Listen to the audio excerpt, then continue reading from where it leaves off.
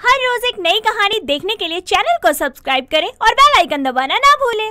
राधा को बचपन से ही कुल्फी खाने का बहुत शौक था। वो बड़ी होने के बाद कुल्फी खाना बंद नहीं करती। ऐसे ही एक दिन जब वो कॉलेज से लौट रही थी तो रास्ते में कुल्फी वाले की दुकान पर जाती है, जिससे वो रोज कुल्फी खरीद कर खाती थी। ऐसे ही आज भी वो जाकर कुल्फी वाले से कहती है, कुल्फी वाले भैया जल्दी से ठंडी ठंडी कुल्फी दे दो, बहुत गर्मी हो रही है तो कुल्फी खाकर तन मन ठंडा हो जाएगा। हाँ राधा, ये लो तुम्हारी ठंडी ठंडी कुल्फी, बस आज खा लो। फिर क्या है ना, कल से ये कुल्फी नहीं मिलेगी तुम्हें। कल से नहीं मिलेगी मतलब कल से ऐसा क्या हो जाएगा? क्योंकि मैं ये काम बंद करके अपने गांव जा रहा हूँ। वहाँ मेरी बूढ़ी माँ है और गांव की बहुत सारी जमीन है जिसे अब मुझे ही संभालना है, इसलिए मैं यहाँ से जा रहा हूँ। लेकिन भैया आप अचानक ऐसे कैसे कर सकते हैं? अब मैं कुल्फी कहाँ से खाऊंगी? अरे इनमें कौन सी बड़ी बात है राधा, ये कुल्फी तो तुम अपने घर भी बनाकर खा सकती हो। अच्छा, और वो कैसे, क्या आप मुझे बता सकते हैं? अब राधा के कहने पर कुल्फी वाला उसे कुल्फी बनाने का तरीका बताता है और ये जानने के बाद राधा वहाँ से अपने घर चली जाती है, जहाँ जाकर वो किचन में जाती है और खुद कुल्फी बनाती है।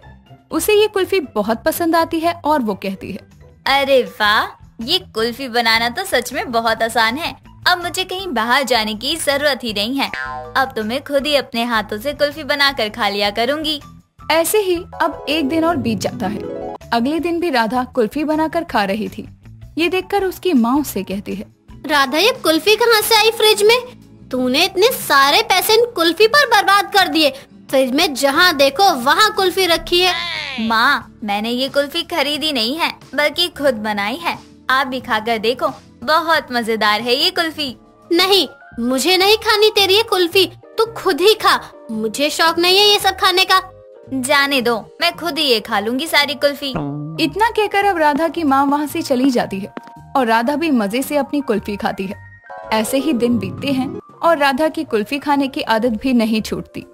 एक दिन राधा की माँ निरूपा उससे कहती है, अरे राधा की बच्ची, अब तू बड़ी हो गई है, कोई बच्ची नहीं जो हर वक्त ये कुल्फी खाती रहती है। लगता है ये आदत छुड़वाने के लिए मुझे तेरी शादी ही करवानी पड़ेगी। माँ, आप चाहे जो भी कहो, मैं कभी कुल्फी खाना नहीं छोड़ सकती। बस अब तो कुछ करना ही पड़ेगा। इतना कहकर अब वो वहाँ से चली जाती है और कुछ लोगों से राधा के लिए लड़का देखने को कहती है। बहुत ढूंढने के बाद निरूपा को एक लड़का मिलता है राधा के लिए, जिसका नाम विनय था, जो कि बहुत अच्छे खासे घर का था। कुछ समय बाद सारी बात होने पर लड़के वाले राधा को देखने आने वाले थे। राधा की माँ उसे कुछ अच्छा बनाने को कहती है और राधा खुद से कहती है, माँ ने तो कह दिया मैं कुछ अच्छा बना दूं, लेकिन मुझे सबसे अच्छा बनाना तो कुल्फी ही आता है। अब क्या करूं? इतना कहकर अब राधा फ्रिज में देखती है तो वहाँ बहुत सारे आम रखे थे, जिन्हें देखकर वो कहती है, अरे वाह, ये तो बहुत सारे आम हैं। क्यों ना मैं इनसे ही कुछ अच्छा और कुछ नया बनाऊं। हाँ, इनसे मैं मैंगो कुल्फी बनाती हूँ। और वैसे भी बहुत गर्मी हो रही है, लोग ठंडे में वैसे भी आम का जूस देते हैं, और अगर मैं उन्हें कुल्फी दूंगी तो उन्हें सच में बहुत पसंद आएगी। इतना कहकर अब राधा फ्रिज से बहुत सारे आम निकालती है और उनकी कुल्फी बनाती है। कुछ देर बाद घर में मेहमान आ गए थे।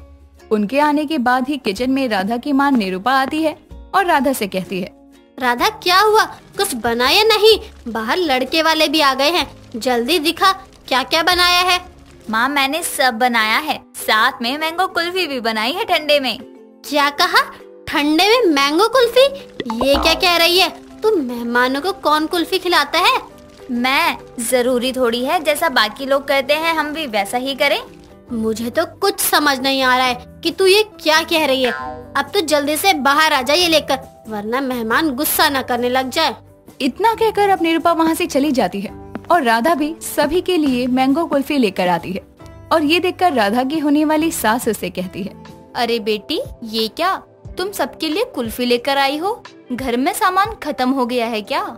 नहीं आंटी जी, घर में तो बहुत कुछ था, लेकिन मैं चाहती हूँ हमारे स्पेशल मेहमानों के लिए कुछ स्पेशल किया जाए, तो इसलिए मैंने आपके लिए ये मैंगो कुल्फी बनाई है। एक बार खाकर तो देखो, दिन बन जाएगा आपका। ऐसी बात है तो चलो हम भी खाकर देख लेते हैं जरा चख कर कि ये कैसी मैंगो कुल्फी है। इतना कहकर सभी एक एक मैंगो कुल्फी उठाकर खाने लगते हैं और उस कुल्फी का स्वाद सभी को बहुत पसंद आता है और सभी राधा की बहुत तारीफ भी करते हैं। अरे वाह, ये कुल्फी तो सच में बहुत अच्छी है। इसमें एकदम ताजे रसीले आमों का स्वाद आ रहा है। मजा आ गया खाकर। क्या बहन जी, आपको सच में ये कुल्फी पसंद आई? हाँ, इसमें चौंकने वाली क्या बात है। आपने नहीं खाई है क्या अपनी बेटी के हाथों के मैंगो कुल्फी? खाकर देखो ना। अरे वाह, ये तो सच में बहुत अच्छी है। सभी मजे से मैंगो कुल्फी खाते हैं और कमला भी राधा से बहुत खुश थी, इसीलिए वो अपने बेटे का रिश्ता राधा से पक्का कर देती है। ऐसे ही कुछ दिन बीत जाने के बाद राधा की शादी रंजीत से होती है। शादी के बाद भी राधा रोज मैंगो कुल्फी बनाती और खुद तो खाती ही, साथ में घर के बाकी लोगों को भी खिलाती।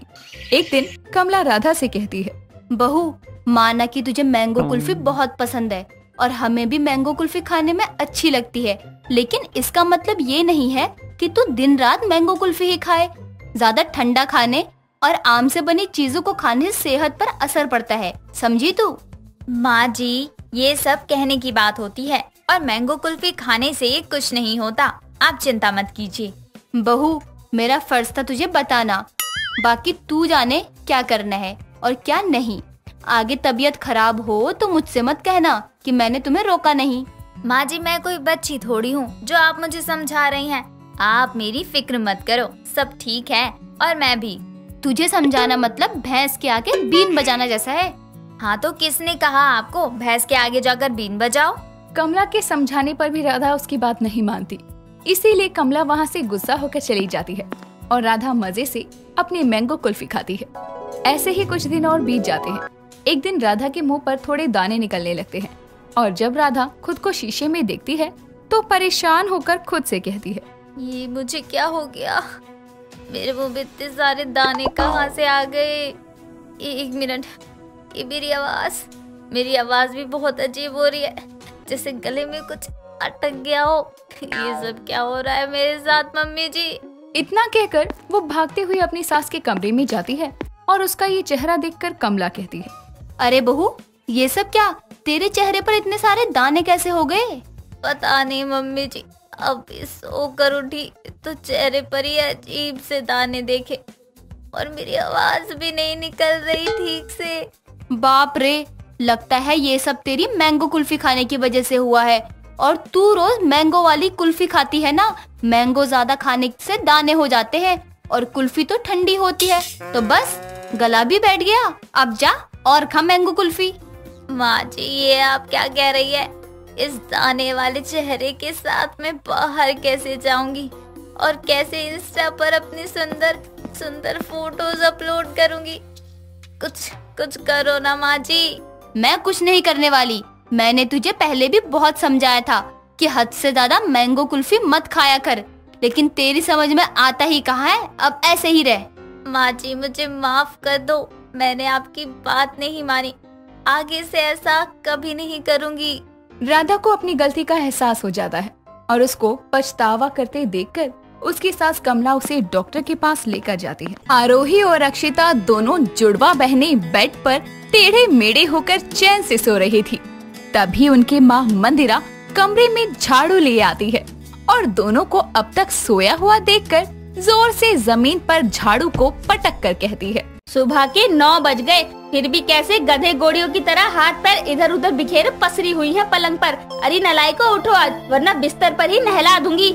नाश्ता बन गया माँ। क्या बनाया है खाने में? हाँ महारानियों, हाँ उठो, वरना नाश्ता नहीं झाड़ू मिलेगी खाने को। तभी आरोही आंखें मलते हुए उठती है और अंगड़ाई लेते हुए एक हाथ अक्षिता के मुंह पर लगता है और वो धड़ाम से जमीन पर गिर जाती है और घबरा कर कहती है, भूकंप आ गया।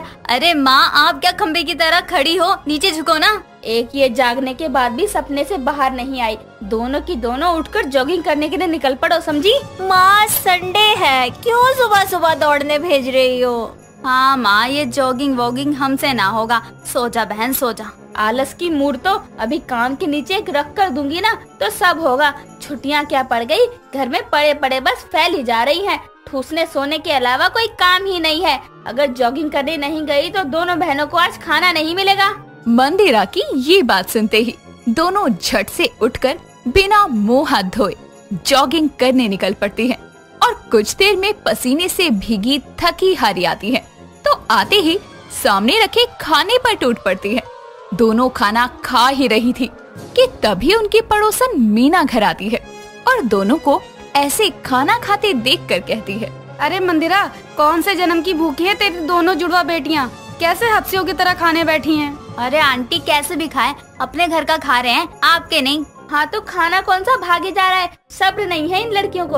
अभी तो 1 हफ्ता हुआ है छुट्टी पड़े, अभी 1.5 महीने ऐसे ही खाना सोना चलता रहा तो दोनों ने फूल कर गुब्बारा हो जाना है। हाँ तो खाली बैठी दोनों को घर में योगा करने को कहो ना मंदिरा बहन। देखना रोज योगा करने की आदत डालेंगी तो वजन नहीं बढ़ेगा और आलस भी दूर होगी। अरे मीना बहन, इन दोनों निकम्मियों से जॉगिंग नहीं होती तो ये योगा क्या करेंगी? योगा से होगा ही क्या? क्या होगा नहीं, योगा से ही होगा। मैं तो कहती हूँ कि तू दोनों को योगा क्लास भेज, 1.5 महीने में ही फुर्तीली हो जाएंगी। वो सुजाता की छोरी है ना, वो तो घर में ही योगा करती है और सुजाता को भी करवाती है। जब भी सुजाता अब ज्यादा बीमार नहीं रहती। ठीक कह रही है तू।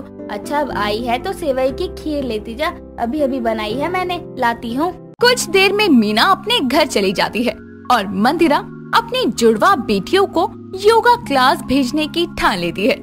कुछ दिनों बाद दोनों को सुबह 8 बजे जबरदस्ती योगा क्लास के लिए वो भेज देती है। दोनों अपने योगा मैट लेकर अंदर आती है तो देखती है कि उन्हीं की उम्र के बहुत सारे लोग वहाँ मौजूद हैं। तभी वहाँ एक बहुत हैंडसम सा लड़का युवान आता है। सबकी नजर बस उसी पर टिकी थी। तभी वो कहता है, इस योगा क्लास में आप सबका वेलकम है। मैं हूँ आपका योगा टीचर। यार अगर ये योगा सिखाएगा ना तो पूरे दिन योगा करूँगी। ए झल्ली, होश में आ, क्या रखा है इस योगा वोगा में? आराम से घर में आलू के पराठे खाते हुए टीवी देखते। हाँ, इस लड़के के यहाँ आने से पहले मैं भी यही सोच रही थी, लेकिन अभी लग रहा है जो हो रहा है अच्छे के लिए होता है। आप सभी अपने अपने मैट बिछाकर अपनी अपनी जगह पर खड़े हो जाएं। योगा की शुरुआत हम योगिंग और जॉगिंग से करेंगे। सभी युवान के बताए अनुसार योग करना शुरू कर देते हैं, लेकिन आरोही और अक्षिता आसन करते हुए कभी एक दूसरे पर गिर रही थी तो कभी अपने आसपास वालों पर। ये देखकर उन दोनों पर सभी हंसने लगते हैं। तो अक्षिता कहती है, अरे यहाँ योगा चल रहा है कि कॉमेडी? क्या बत्ती सी दिखा रहे हो सारे? आसन करो आसन। हंसे नहीं तो क्या करें, जैसे तुम दोनों की शक्लें एक जैसी हैं, वैसे ही हरकतें हैं। शांत हो जाइए आप सब। आप दोनों एक बार फिर ध्यान दीजिए। इस आसन में सांस लेकर दोनों हाथों के ऊपर और फिर सांस छोड़ते हुए दोनों हाथ को नीचे करना है। सर मैं क्या कह रही थी, ये सांस लेने छोड़ने का भी ध्यान रखना पड़ेगा क्या? नहीं नहीं, ये इतना जरूरी नहीं है। तुम सांस लेना भूल भी जाओगी ना तो भी चलेगा। विक्की के साथ बाकी सभी लोग भी हंसने लगते हैं। अगले दिन आरोही जल्दी उठकर योगा क्लास जाने के लिए तैयार हो जाती है तो अक्षिता अभी तक सो रही थी। उसे जगाते हुए आरोही कहती है, ए आलसी, योगा करने नहीं चलना क्या? नहीं जाना, वो विक्की का बच्चा मेरे आसनों का मजाक बनाता है। ओहो, छोटी बच्ची हो क्या? मत चल, मैं तो जाऊंगी और युवान सर को देखते हुए योगा करूंगी। तो योगा करने जाती है कि सर को ताड़ने? रुक, मैं नहा कर आती हूँ। कुछ देर में दोनों योगा क्लास के लिए निकल जाती हैं। क्लास में दोनों बातें करते हुए आ रही थी कि तभी क्लास में एक मोटी सी लड़की सामने जमीन पर पड़ी होती है। दोनों की नजर जैसे ही उस पर पड़ती है तो वो उसके पास जाकर कहती है, अरे ये कौन मोटी है यहाँ फैली पड़ी? पागल है क्या? क्या पता योगा करते करते बेचारी बेहोश हो गई हो। हेलो मोटी जी, जिंदा हो कि निकल ली? तुम दोनों बैल बुद्धि हो क्या? देखा, मैंने कहा था ना, ये जमीन पर फ्लैट पड़ी है बस। इसे फ्लैट होना नहीं, शवासन में होना कहते हैं। यार कैसे कैसे आसन है, एक बार को तो लगा कि ये टपक ही गई है। अच्छा वैसे आप कौन? हमारी आज की योगा टीचर हैं पलक मैम। वो आज युवान सर बुजुर्गों को योगा करवाएंगे, इसीलिए ये आई हैं। ये और योगा टीचर कहाँ से? लोग तो कहते हैं योगा करने से पतले हो जाते हैं, लेकिन इसको देख के तो लगता नहीं कि वजन कम होगा। तुम दोनों तो एक सी दिखती हो, जुड़वा हो क्या? नहीं नहीं, ये मेरी दूर की मम्मी की पास वाली बेटी है। बहुत बकवास जोक था। सभी सुखासन में बैठ जाए, आज हम प्राणायाम करेंगे। सभी अपने अपने मैट पर सुखासन में बैठकर आंखें बंद करके मन को शांत करते हैं। तो जहाँ सभी आंखें बंद करके प्राणायाम कर रहे होते हैं, तो वहीं विक्की एकटक अक्षिता को निहार रहा था। तभी आरोही को छींक आती है तो उसकी नजर विक्की पर पड़ती है और वो उसे घूरते हुए कहती है, ओ ये क्या कर रहा है? ताड़ासन। ये कौन सा ताड़ासन है जो बैठे बैठे होता है? साले ठरकी, एक मुक्कासन दूंगी ना तो सुखासन तेरा दुखासन में चला जाएगा, समझा? ये हो क्या रहा है? देखिए ना पलक मैडम, ये विक्की सुखासन में बैठकर मेरी बहन को ताड़ रहा है। नहीं, मैं तो ताड़ासन कर रहा था। तुम इधर आओ और शीर्षासन करो जल्दी। ऐसे ही दोनों जुड़वा बहनें रोज योगा करने लगती हैं और 1 महीना बीत जाता है। दोनों काफी हद तक फिट रहती हैं और आलस भी कम कर देती है। कुछ समय में वो बहुत सारे आसन सीख जाती है, जिससे योगा टीचर के ना आने पर वो बाकियों को भी सिखाया करती। साथ ही शाम को सोसाइटी के पार्क में जाकर बुजुर्गों को योगा करवाती और योगा से होने वाले फायदों के बारे में लोगों को जागरूक करती, जिससे पूरे मोहल्ले में उन दोनों जुड़वा बहनों के योगा की तारीफ की जाती थी। एक दिन क्लास खत्म होने पर आरोही युवान को देखते हुए सोचती है, इनके चक्कर में ये 1.5 महीना योगा करते हुए बिता दिया मैंने, जाकर आज इनसे बात करती हूँ। वो सोच ही रही थी कि तभी युवान पलक का हाथ पकड़कर वहाँ से चला जाता है और ये देखकर वो हैरान रह जाती है। तभी अक्षिता उससे कहती है, बहन ये अभी हमने क्या देखा? इतना हैरान क्यों हो रही हो तुम जुड़वा बहनें? वो पलक मैडम पत्नी है युवान सर की, और तुम्हें पता है सर 40 साल के हैं। क्या 40 साल में कोई इतना जवान कैसे दिख सकता है? योगा का कमाल है। बढ़िया है, लेकिन इस योगा का फायदा इनकी फूली हुई पलक मैम को क्यों नहीं हुआ? ये भी सोचने वाली बात है। मान गई योगा का कमाल, पता ही नहीं था। खैर, योगा से हम दोनों को बड़ा फायदा हुआ। इतने एक्टिव तो हम कभी नहीं थे जितने अब योगा करने से हो गए। वैसे क्लास के साथ साथ मोहल्ले में भी तुम जुड़वा बहनों के योगा के चर्चे रहते हैं। तभी दोनों हंसते हुए क्लास में लगे हुए पोस्टर की तरफ देखने लगती हैं, जिस पर लिखा हुआ था, योगा से ही सब होगा। दोस्तों, अगर आपको ये कहानी पसंद आई तो इसे लाइक करें, शेयर करें और कमेंट करके बताएं कि कहानी में आपको सबसे अच्छा क्या लगा।